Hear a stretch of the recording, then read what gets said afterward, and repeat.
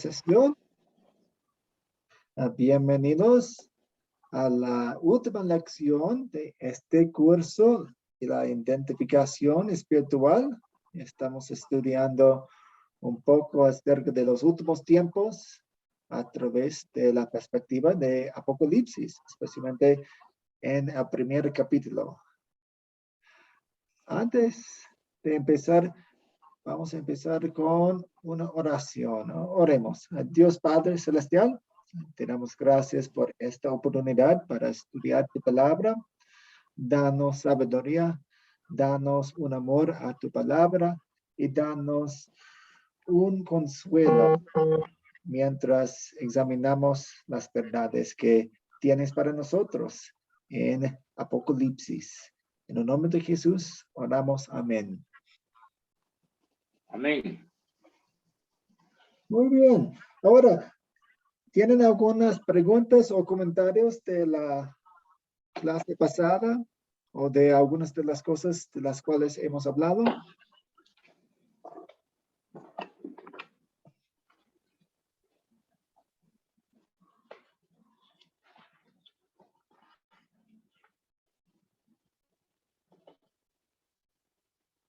Yo tengo una pregunta, pastor.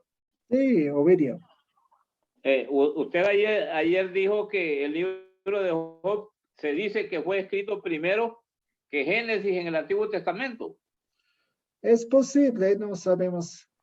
Pero No la sabemos. pregunta, me gustaría yo, ¿cómo se puede sustentar esa expresión cuando hablamos de la creación que está en Génesis, cuando arranca con Génesis?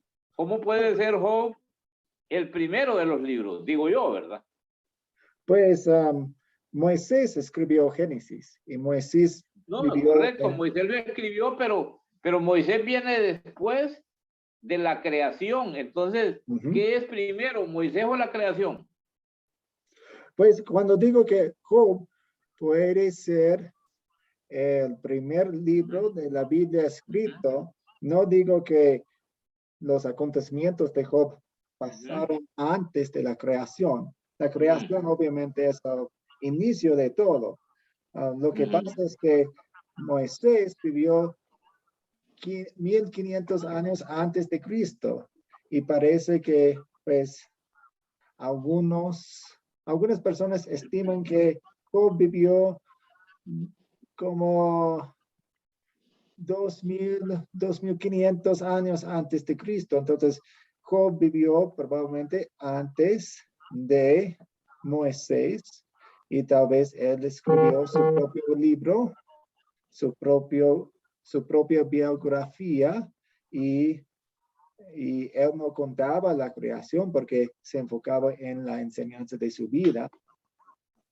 Y Moisés vino después y escribió los relatos de la creación y de Génesis, etc.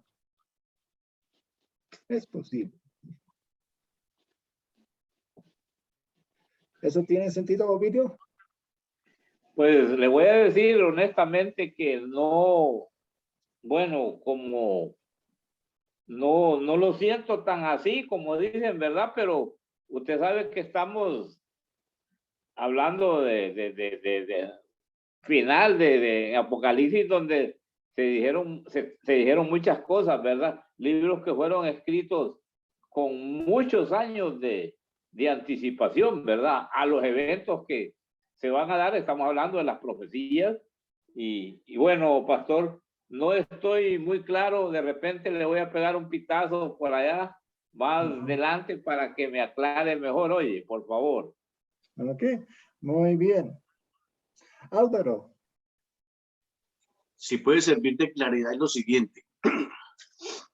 El Génesis sucedió todo lo que sucedió en cuanto a la creación.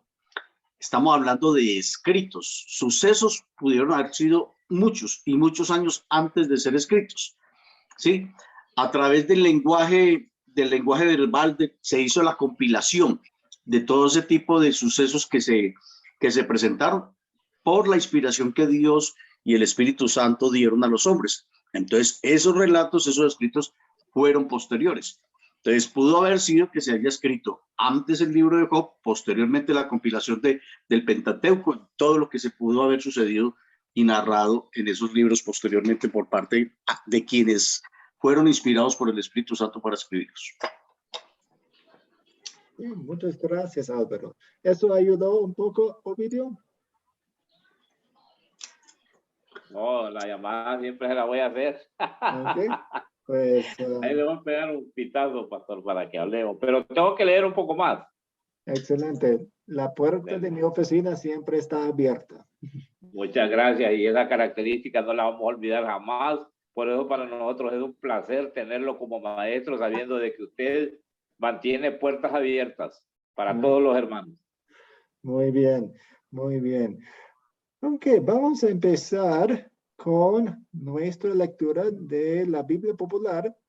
Y la primera parte es los primeros versículos de Apocalipsis. Se los leo. La revelación de Jesucristo que Dios le dio para manifestar a sus siervos las cosas que deben suceder pronto. La declaró enviándola por medio de su ángel a su siervo Juan, el cual ha dado testimonio de la palabra de Dios, del testimonio de Jesucristo y de todas las cosas que ha visto. Muy bien. Ahora vamos a ver lo que el comentario dice acerca de estas palabras.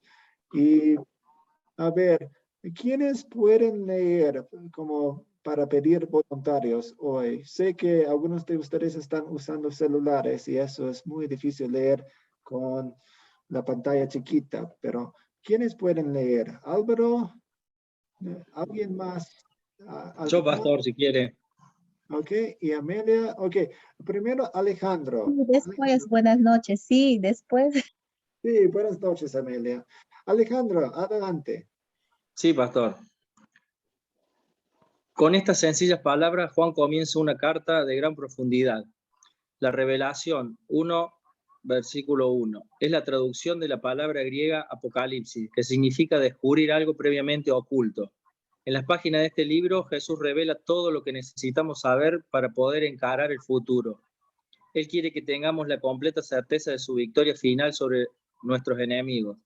Dios está por revelar lo que es para el bien de sus siervos, de su pueblo y de su iglesia. En el Apocalipsis, Dios le habla a sus siervos de todas las épocas lo que Jesús le dio a Juan para que escribiera, es para nuestro beneficio. Ok, muy bien. Vemos en el primer párrafo algunos datos que hemos visto en la introducción. Por ejemplo, hemos visto que el libro de Apocalipsis nos habla acerca de la certeza de la victoria final de Jesús, el punto principal. Muy bien. También vemos una explicación del título, Apocalipsis, que significa descubrir algo previamente oculto. Es una revelación que Dios da. Él revela lo que va a pasar en el futuro para darnos certeza. Algunos comentarios, pensamientos acerca del primer párrafo.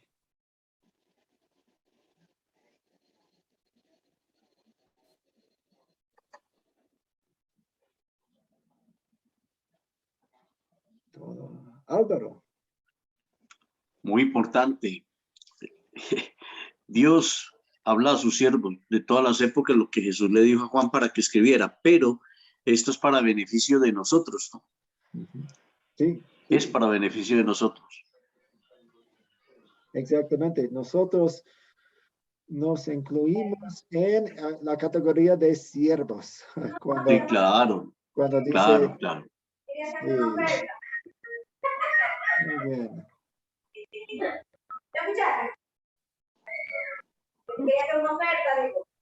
Creo que Amelia tiene su alguien tiene su micrófono abierto. Un momento, puede cerrar eso.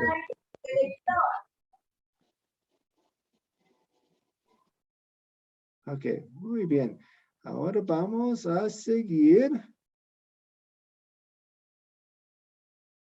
Álvaro, ¿quiere leer el siguiente párrafo?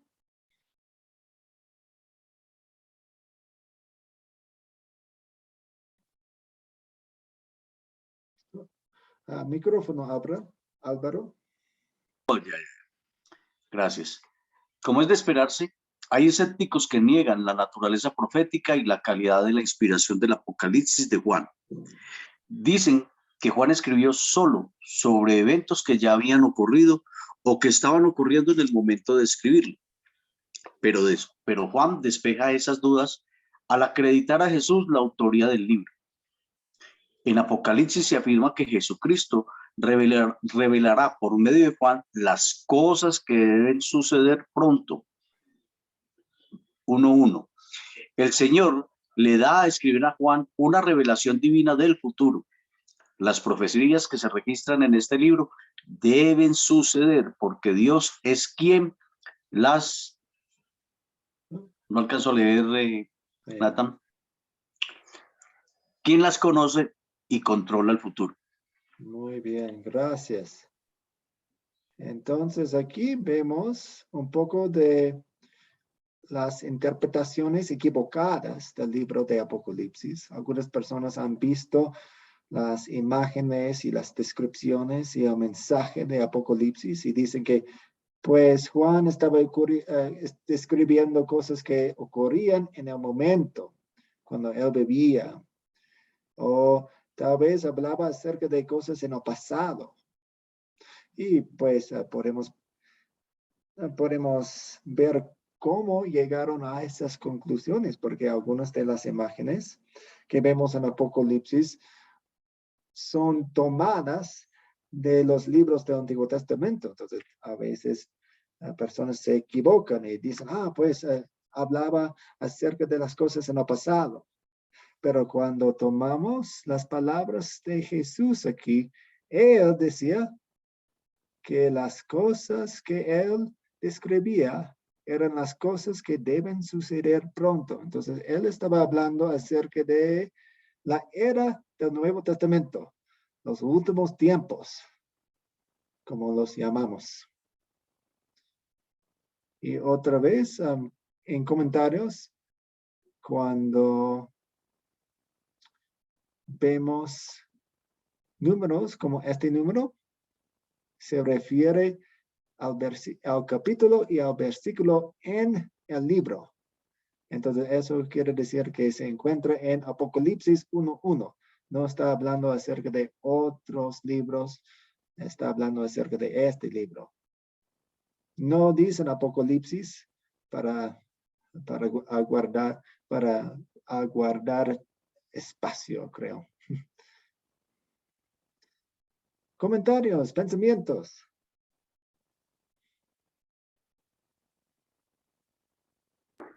Pastor, buenas noches, compañeros. Buenas noches. Lo que observamos aquí, que el autor principal nos aclara que es Jesús, porque es él el que le dice a su siervo, a Juan, lo que va a suceder. Entonces, no está en discusión, tela de juicio para ver, hay verdad, no hay verdad, se inventó, quién lo dijo, ¿verdad? Está hablando allí de Jesús, que él reveló por medio de Juan, y ahí está su veracidad. ¿Quién más que Dios? Muy bien, muy bien. Gracias. Seguimos. Amelia, favor de leer el próximo párrafo si puede. Sí, pastor, sí, estoy. La forma como Jesús entreteje la revelación de Jesucristo en el versículo 1 con el testimonio de la palabra de Dios, del testimonio de Jesucristo en el versículo 2, hace énfasis que estos no son los pensamientos personales de Juan, quien solo da testimonio de lo que vio cuando, como testigo presencial, en vez de decir que fue algo que escuchó. Juan escribe que vio la palabra de Dios. En Apocalipsis 1:2 se expresa así porque Jesús le comunicó el contenido de este libro mediante una serie de visiones. Juan vio el mensaje de la misma forma que los profetas o videntes del Antiguo Testamento, es decir, por medio de visiones. Apocalipsis 1:11. Mediante estas contemplaciones, Jesús corrió la cortina del tiempo para revelar ante los ojos de su emisario el gran drama que estaba por desarrollarse para su iglesia. Sí, muy bien. Entonces, algunos puntos principales aquí. Juan vio el mensaje como los profetas y videntes en el Antiguo Testamento con visiones, etc. Y él fue testigo presencial a esas visiones. Entonces, la revelación de Jesús es el testimonio de Juan aquí en el libro, porque escribió lo que vio y lo que escuchó. A través de Juan, Jesús corrió la cortina del tiempo para revelar todo. Muy bien. ¿Preguntas, comentarios?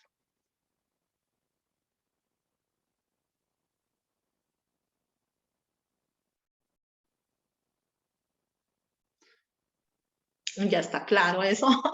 Ok, muy bien. Entonces vamos a seguir. Yo puedo leer este párrafo. A Dios primero le reveló este mensaje a Jesús. Todo lo que Jesús nos dice viene del Padre, como vemos en Juan 14:10 y Hebreos 1:1 y 2. Jesús entregó a su ángel el mensaje de Dios al Padre para que a su vez confiese a Juan. Con todo cuidado, Juan les hace saber a sus lectores la fuente de su mensaje para que ellos tengan la confianza absoluta de sus escritos, como el resto de la escritura. Son inspirados por Dios, como dice la segunda de Timoteo 3:16. Álvaro. Sí, hay una cosa en el párrafo anterior que me quedó sonando y Sí. que revela pues, el propósito de la revelación de Jesús a Juan. Es de las cosas que le han de suceder, ahí en las líneas finales, es de las cosas que le van a suceder a la iglesia. Recordemos que esa iglesia primitiva era una iglesia pues naturalmente naciente. Y ya Jesús le estaba revelando a Juan, ahí está muy claro, le estaba revelando a Juan lo que le iba a suceder a su iglesia. Es decir, en el futuro, qué era lo que iba a pasar con la iglesia. Con eso se ratifica lo que vimos el martes, precisamente de que es todo ese imaginario, toda esa revelación, todo ese simbolismo, corresponde a esa relación de Jesucristo con su iglesia. Y es lo que nos va a pasar como iglesia. Muy bien, gracias. Un buen punto. Vamos a seguir. Tenemos la siguiente sección de la Biblia aquí que dice, bienaventurado el que lee y los que oyen las palabras de esta profecía y guardan las cosas en ella escritas, porque el tiempo está cerca. Juan, a las 7 iglesias que están en Asia, gracia y paz a vosotros de parte del que es y que era y que ha de venir, de los 7 espíritus que están delante de su trono, y de Jesucristo, el testigo fiel, el primogénito de los muertos y el soberano de los reyes de la tierra. La palabra de Dios. Ahora tenemos los párrafos de comentario aquí. Alejandro, ¿quiere leer este párrafo, el primer párrafo de comentario? Sí, pastor. Sí. El lector, es decir, el que lee este libro de profecía ante la congregación durante la adoración pública, será bienaventurado. Ser bendecido significa formar parte de aquellos a quienes Dios hace espiritualmente felices. Juan promete esta misma paz interior a los miembros de la congregación que escuchan, leen y toman a pecho sus palabras. Juan está Juan está repitiendo la promesa que hizo.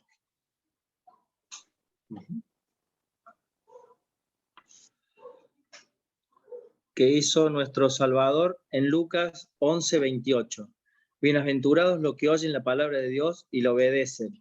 La promesa de una bendición invita a escuchar cuidadosamente la palabra, mediante la cual Dios produce la fe y una obediencia con buena disposición. Las cosas que habrán de suceder ocurrirán pronto.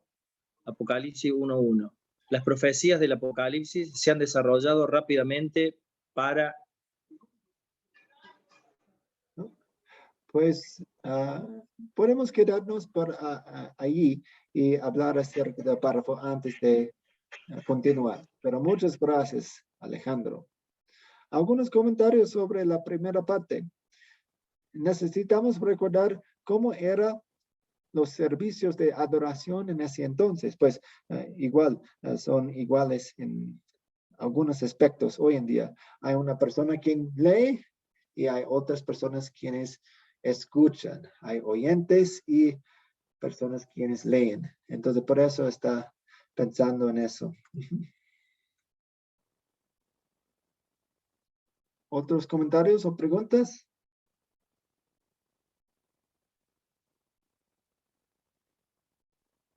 Álvaro.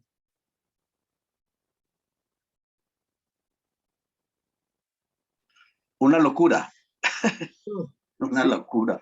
Y es que nosotros en Academia Cristo deberíamos estar reescribiendo el libro, toda la palabra, de Génesis a Apocalipsis, repartidos naturalmente, por decir cualquier cosa. Amelia escribe el Génesis, Ovidio escribe el resto del Pentateuco, y cada uno se reparte los libros y no se... No, para guardarlo, de verdad que para guardarlo. Uno se pone a pensar precisamente en todo esto y uno dice, hombre, nosotros deberíamos escribir el libro, no en un computador, no en la nube, no, manuscrita, volver a unos manuscritos y conservarlos de tal manera que así como en mi país se leen los libros de Cervantes o se hacen jornadas de lectura cuando celebramos el Día del Libro y el Día de Cervantes, hombre, cuando leamos la palabra de Dios deberíamos escribir los 66 libros, 66 personas o no sé entre cuántas personas, el número de capítulos, y recopilar eso y guardarlo como un tesoro. Deberíamos hacerlo, porque es que cuando dice que lo leímos, cuando bendecidos somos, ¿cómo será cuando lo escribimos, cuando lo interiorizamos y lo guardamos? Sí, es un buen hábito escribir los versículos que estamos memorizando o meditando. Y pienso que no deberíamos guardarlo, deberíamos compartirlo con otros. Porque si le guardamos, solo queda con nosotros y ya no será el efecto multiplicador. Entonces, rectificando esa palabra, compartirlo con otros que de repente no saben escribir, leérselos. Wow, es tan maravilloso esto que dice ahí, nos confirma que es esa misma paz interior a los miembros de la congregación que lo escuchan, lo leen y toman a pecho sus palabras. Qué hermoso. Wow. Es una reconfirmación como del amor que tiene para nosotros y nosotros hacia Él también, hacia Jesús. Gracias. A veces la mejor manera para memorizar un versículo es compartirlo. Muy bien, gracias. Álvaro, el siguiente párrafo, por favor.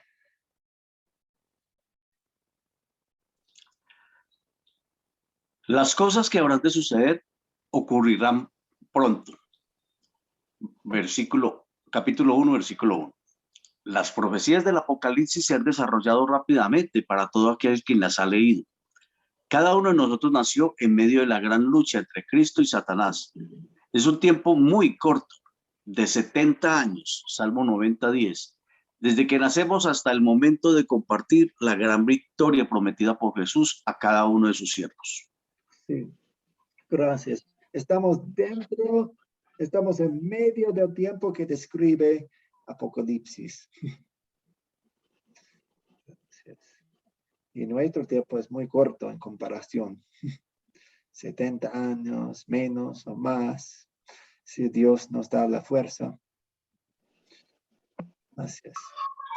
Pastor, pero no se cumple eso de los 70, porque ya los otros años ya son de gracia. Mi papá, por ejemplo, tiene 79.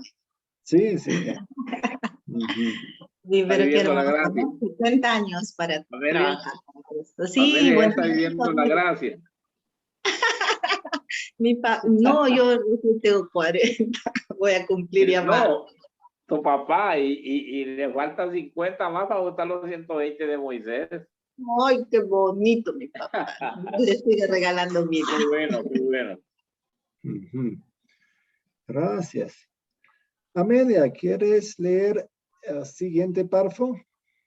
Sí, con gusto, estamos aquí.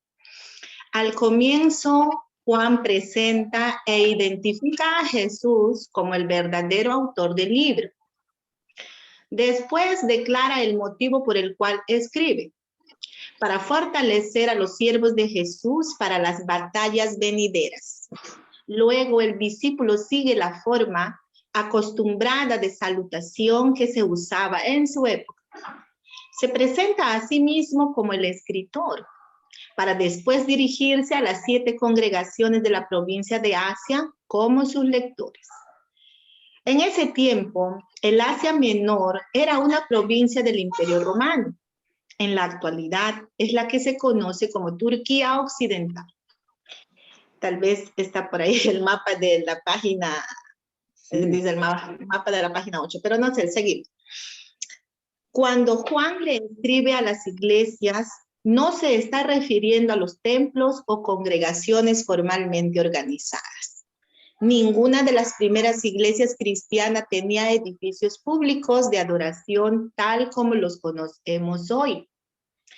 La mayoría se reunía en casas, algunos quizás en las sinagogas. Entonces, con la palabra iglesias, Juan se refiere a los lectores como personas que le pertenecen a Dios, a los congregados alrededor de la palabra y los sacramentos en estos 7 lugares. Jesús les dará la seguridad de su victoria final. Muy bien. Hasta ahí. Gracias. Entonces, vemos aquí una palabra clave. Iglesias. Y cuando hablamos acerca de iglesias, a veces nos referimos a otras cosas o cosas distintas. A veces estamos hablando acerca de un edificio físico, está bien. A veces estamos hablando acerca de la hora de un servicio de adoración.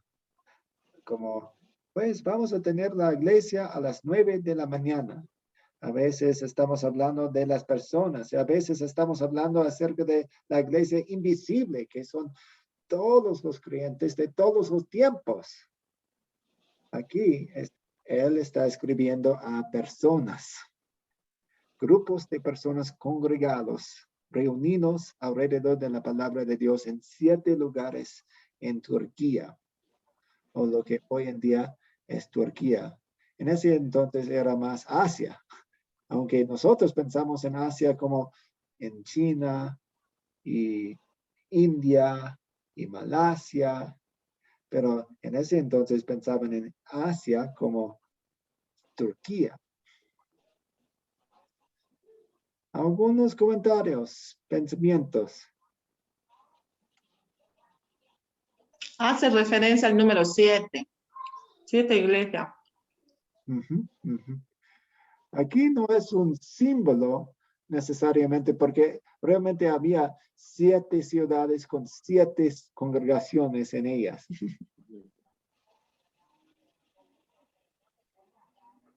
Gracias. Vamos a seguir. Yo puedo leer el siguiente. Juan saluda a sus lectores con las mismas palabras que usan Pablo en Tesalonicenses y Pedro en sus libros al comienzo de sus cartas. Gracia y paz. La gracia es el inmerecido perdón que Dios nos da por medio de Jesús. Es un amor perdonador, unilateral. La paz es la palabra griega equivalente al hebreo shalom, el amoroso perdón de Dios produce esa paz en el corazón del creyente. Esa paz proviene de saber que Jesús satisfizo la ira de Dios por nuestros pecados y ha puesto fin a la guerra entre Él y el pecador. La dulce confianza es que Dios está de nuestro lado en las luchas de la vida diaria. Entonces podemos pensar en las dos verdades en el saludo de Juan: la gracia, el amor y la paz. La gracia trae la paz, porque la gracia nos da el perdón inmerecido de Dios, que es unilateral. Eso quiere decir que no tenemos que hacer nada para obtener ese perdón, porque viene en un camino de un sentido. Nosotros no damos para recibir de Dios el perdón que necesitamos.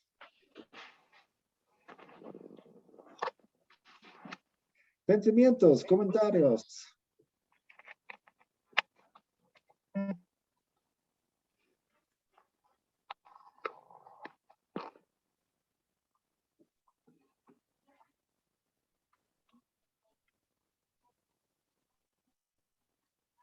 Muy bien, está bastante claro ahí.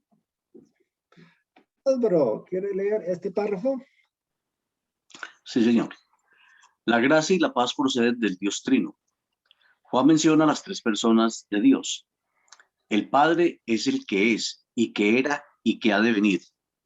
La forma en que Juan elige estas palabras reflejan la naturaleza inmutable de Jehová que se expresa en Éxodo 3:14. Yo soy el que soy. Dios siempre cumple sus promesas. Si somos infieles, Él permanece fiel, porque no puede negarse a sí mismo. Segunda de Timoteo 2:13. El Padre se compromete a darnos la salvación. Él no cambia de parecer por causa de nuestras caídas en el pecado, sino nos perdona por causa de la obra pacificadora de su Hijo. Gracias. Entonces tenemos un vistazo del Dios Padre. Luego tenemos otra descripción de una persona de la Santa Trinidad.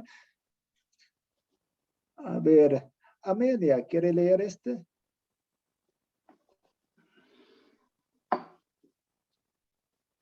Sí, pastor. Juan describe la tercera persona de Dios como los 7 espíritus que están delante de su trono de Dios. 1:4.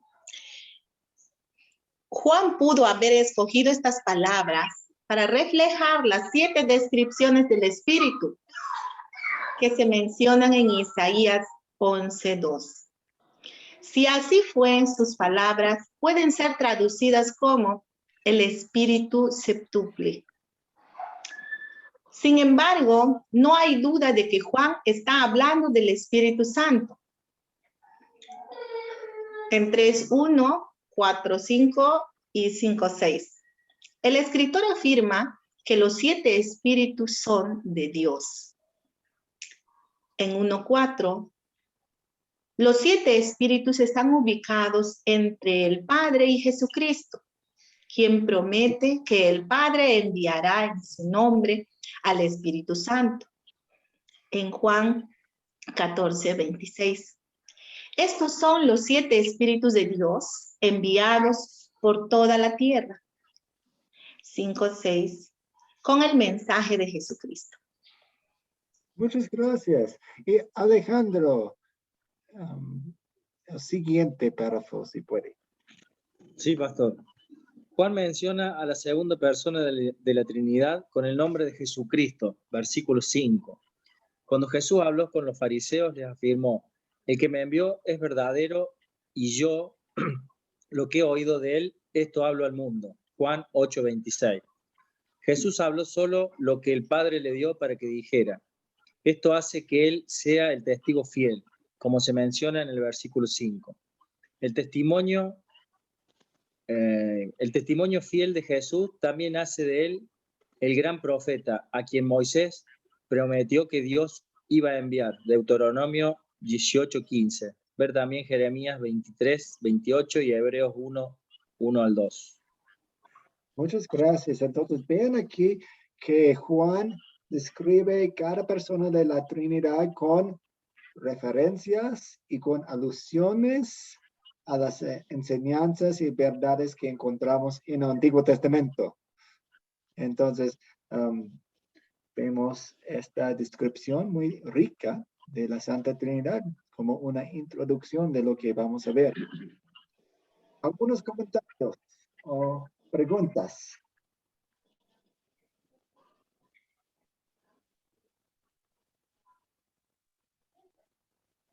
Muy bien. Vamos a seguir. La palabra septuple, septuple. Quiere decir que son los 7 espíritus, ¿verdad? Sí, De sí. mayor poder. Es, pues, como decimos en inglés, es una palabra de $1, en vez de palabras de 25 centavos, como usualmente usamos. Entonces, si compráramos las palabras, esta palabra costaría más. Porque Claro, porque 7 veces 7, ¿no? Sí. Quíntuple, quíntuple, sextuple, séptuple. Septuple, sí, ya. sí, Correcto. es una palabra un poco más compleja. Ujú, buena pregunta. Gracias. A ver, Álvaro, ¿quiere leer este? En la mañana de la Pascua de Resurrección, Jesús llegó a ser el primogénito de los muertos. Versículo 5. En las familias judías el primogénito era el que marcaba la pauta. Todo el resto de los hijos e hijas eran bendecidos de acuerdo con la herencia que el primogénito recibía. Con su muerte y su resurrección, nuestro sumo sacerdote Jesús vino a ser el ejemplo primordial entre los hijos de Dios. Mediante él tenemos salvación y acceso al trono divino. Pero este, por cuanto permanece para siempre, tiene un sacerdocio inmutable. Por eso puede también salvar perpetuamente a los que por él, se me fue, Sí, a los que por él se acercan a Dios, viviendo siempre para interceder por ellos. Hebreos 7, 24, 25. Cuando morimos, heredamos el beneficio eterno de su resurrección. Jesús prometió, porque yo vivo, vosotros también viviréis. Juan 14, 19. Todos los que son hijos de Dios por la fe serán bendecidos en relación directa con la resurrección del primogénito de los muertos. Jesucristo transformará nuestro cuerpo mortal en un cuerpo glorioso, semejante al suyo, por el poder con el cual puede también sujetar a sí mismo todas las cosas. Filipenses 3:21. Gracias. Tenemos Qué mucha bella promesa. Sí, sí, tenemos mucha información aquí en este párrafo, pero creo que uno de los principales que vemos a través de la Biblia es el primogénito de los muertos. Jesús es el primogénito de los muertos, y ya que es el primogénito y nosotros somos su cuerpo, nosotros somos su familia, vamos a recibir la misma herencia que él, porque él resucitó de los muertos y nosotros, como Romanos 6 dice, estamos tan cerca de él, estamos tan unidos a él, que su resurrección es nuestra resurrección. Entonces, ya que él resucitó, nosotros resucitaremos. Y ya tenemos una vida nueva hoy en día. Otros comentarios aquí. ¿Sí, Amelia? Amén, decía lo que Oh. usted dijo. Sí. Ay, qué bonito. Nuestro cuerpo mortal en un cuerpo glorioso semejante al suyo. Wow. Sí, hermoso, pastor. Excelente. Yo puedo leer este párrafo. El gran profeta y sacerdote también es nuestro gran rey. A Jesús le ha sido dado todo poder en los cielos y en la tierra. En tiempos de profunda tribulación, los creyentes saben que Él tiene el control. Y también podemos recordar eso durante tiempos de pandemia, ¿sí? Tiempos de problemas en países, no solo de lo espiritual, sino también de los asuntos terrenales. Jesús es Rey de Reyes y Señor de Señores. La historia del mundo es la historia de Él. Los gobernantes terrenales son pretendientes temporales al trono verdadero. Salmo 1. Para que en el nombre de Jesús se doble toda rodilla. Filipenses 2. Entonces, vemos aquí al principio, sabemos que en Apocalipsis hay muchas imágenes y historias y relatos muy de miedo y que nos preocupan. Pero aquí, al principio de la carta, vemos que Jesús controla todo, como Dios y como nuestro Rey y como nuestro Señor. Amelia, ¿quiere leer el último aquí en esta página? Sí. A través de los versículos 4 y 5, Juan utiliza una forma gramatical griega poco frecuente para los tres nombres descriptivos de Dios, lo cual indica que las tres personas de Dios son una sola en esencia. Las formas mismas destacan la naturaleza inmutable de las tres personas. Como el Padre fue fiel al enviar a su Hijo, así el Espíritu es fiel en conceder sus dones. Y el Hijo es fiel en determinar la historia para el bien de su pueblo. Sí, muchas veces me gusta pensar en la Trinidad como un equipo de amor. Cada persona de la Trinidad tiene algo para decirnos, ofrecernos y nos ama de una manera distinta a través de sus propios dones y atributos. Muy bien. Algunas preguntas sobre lo que vimos en los primeros 5 versículos.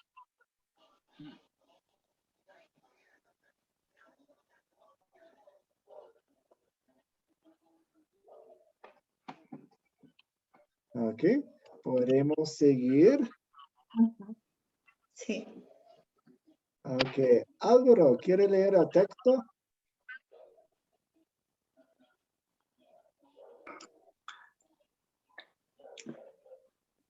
Al que nos ama, nos ha lavado nuestros pecados con su sangre y nos hizo reyes y sacerdotes para Dios, su Padre.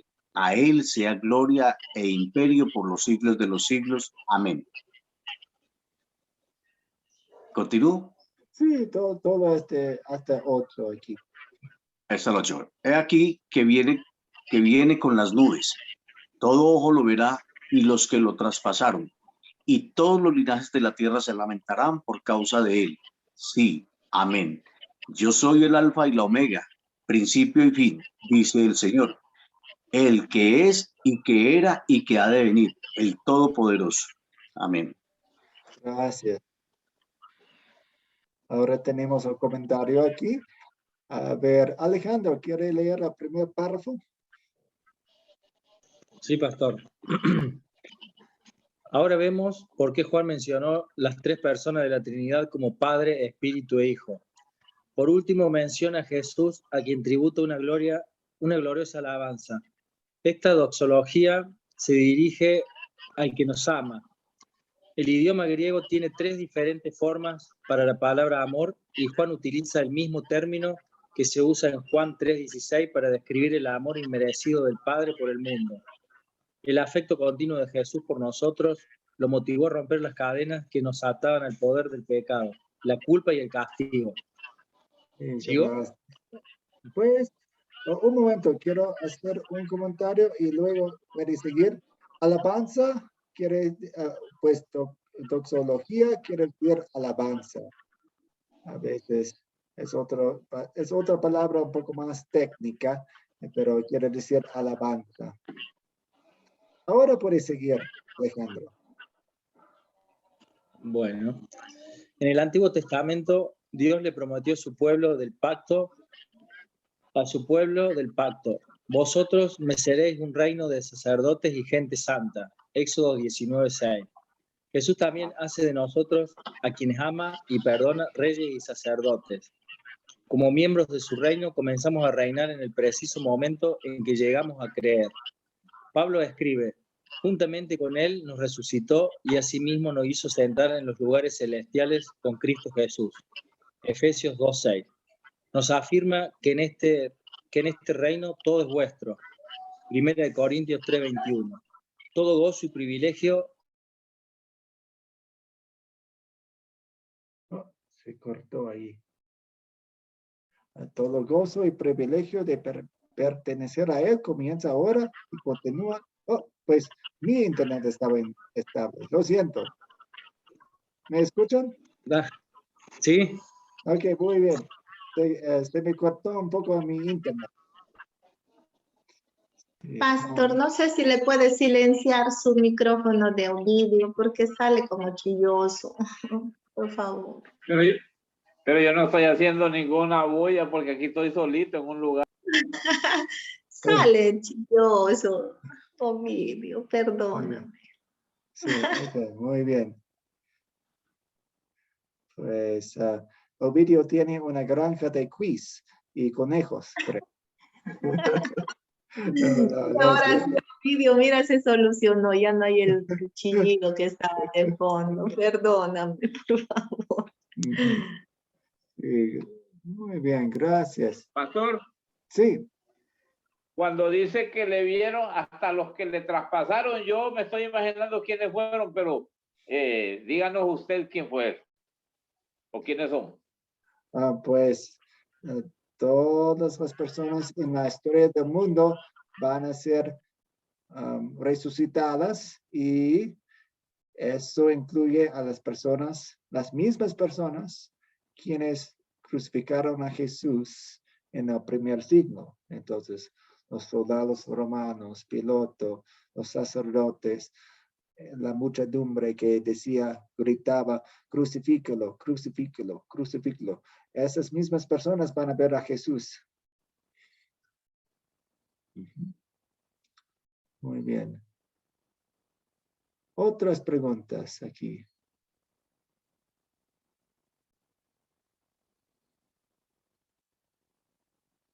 Ok, muy bien, vamos a seguir. Yo puedo leer esta sección.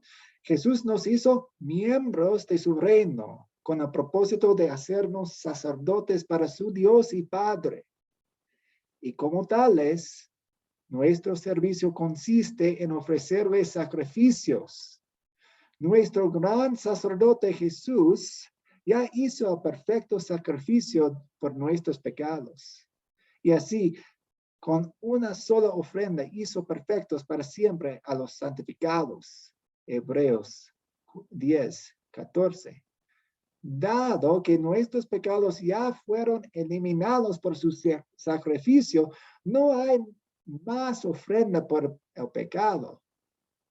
Aún así, Juan declara que somos sacerdotes. Somos un sacerdocio santo para ofrecer sacrificios espirituales aceptables a Dios por medio de Jesucristo. La primera de Pedro 2:5. Pero las ofrendas que los sacerdotes de Jesús traen ante Dios no son en pago por el pecado, sino son sacrificios de gratitud. Con toda la gratitud anunciamos las virtudes de aquel que os llamó de las tinieblas a su luz admirable. La primera de Pedro 2:9. Ofrendamos nuestro cuerpo como sacrificio vivo, santo y agradable a Dios, que es vuestro servicio de adoración espiritual. Romanos 12:1. En el reino de Dios, en el reino de Jesús, el sacerdocio significa la vida diaria que lleva un cristiano para agradar a Dios. Entonces nuestras vidas cobran sentido porque podemos darle gracias a Dios a través de la ofrenda de nuestras vidas, que no son un pago para pecado, como dice una y otra vez las escrituras. Preguntas. Pastor, acá también podría ser que las ofrendas que traen, dice, no son para pagar. ¿A eso se referirá o solamente al cuerpo? Que dice como adoración espiritual. Porque aquí en esta parte dice, para ofrecer sacrificios aceptables a Dios por medio de Jesús. ¿Dónde está? Donde traen ofrendas. No hay más ofrenda por el pecado. Sí, no hay más ofrenda para el pecado, pero toda nuestra vida, todo lo que hacemos, todo lo que, todo lo que hacemos es una ofrenda a Dios. Claro, porque ahí abajo también está, pero las ofrendas que los sacerdotes de Jesús traen ante Dios no son en pago por el pecado. Es decir, esas ofrendas que ellos vienen trayendo aparte de su adoración espiritual. ¿Estoy entendiendo eso o no? ¿O estoy mal? No, las ofrendas son todas las cosas que hacemos. Puede incluir las ofrendas físicas de monedas que ponemos claro, en la a eso me mesa, refiero. pero son más que eso, es toda la vida. Sí. Ay, el cuerpo cuando habla del templo de Dios, ¿verdad? No podemos hacernos tatuajes, nada de esas cosas. No, pues, no está prohibiendo aquí los tatuajes. No, pero yo refiero que, por ejemplo, nuestro cuerpo es el templo de Dios y cuando nosotros estamos en adoración con Él, porque hay un versículo donde dice vosotros sois el templo de Dios, entonces al cuidarlo, al adorar con nuestro cuerpo, con nuestro espíritu, no sé en qué parte he leído, pero no hay que mancharlo, no sé, algo así leí en la Biblia que decía. Sí, pues si estamos poniendo símbolos de dioses falsos en nuestro cuerpo o si nos tatuajamos con tatuajes de cosas que van en contra de Dios, entonces eso sería una razón por no usar tatuajes. Pero sí, gracias. Álvaro. No, quería decirles que todos somos sacerdotes, como lo lee o se lee en el último renglón. Todos somos sacerdotes y las ofrendas nuestras son eso, darle gratitud a Dios, agradar a Dios. Todos somos sacerdotes, todos los días debemos hacer ofrendas de gratitud a Dios. Gracias. Muy bien. Pues ya hemos llegado a nuestra hora juntos. Entonces, ¿alguien tiene una pregunta final, un comentario? Muchas gracias, Nathan, por todas estas orientaciones, por la extensión. Es mucho tema de dónde cortar el libro de Apocalipsis y de esto, del tema que tratamos durante estas 10 sesiones, ¿no? Sí, Quiero pues, agradecerles a todos por la edificación. sí, muchas gracias. Espero que en esta semana se sienten un poco más cómodos en leer la Biblia popular y usarla para su edificación y para enseñar mejor estos temas. Gracias. Entonces, vamos a cerrar con una oración. A Dios Padre Celestial, tú has ganado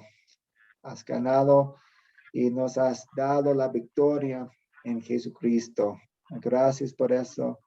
Ayúdanos a ser testigos fieles ante el pueblo en todo el mundo, en todo el barrio, en nuestras familias, en cada situación en que nos encontremos.